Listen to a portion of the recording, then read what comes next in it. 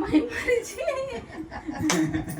అయితే శాకాహారం ఫుడ్ తీసుకుంటే చాలా ఆరోగ్యం మంచిగా ఉంటుంది. ఎన్నో జబ్బులు కొట్టుకున్న వాళ్ళం అవుతాం మనం.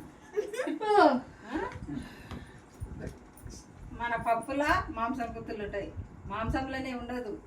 మాంసాహారం వద్దు, శాకాహారం వద్దు. మనం ఎంత శాకాహారం తింటే అన్ని జబ్బులు అంత బ్లాక్స్ మన లోపల పోతాయి. ఈ మూల చైతన్య పెరుగులో ఎంత గురువు గారికి అన్నేందుకు కుసబెట్టి నీళ్ళలోనే ఉన్నాయి కాంతులు, నీళ్ళలోనే ఉన్నాయి. ఆయన ఎందుకు చెప్పిండు? మనలోనే ఉన్న కాంతులు. ఆత్మలో పరమాత్మను చూసుకోవాలి, ఒక కూర్చునేది కళ్ళు మూసుకునేది కాదు.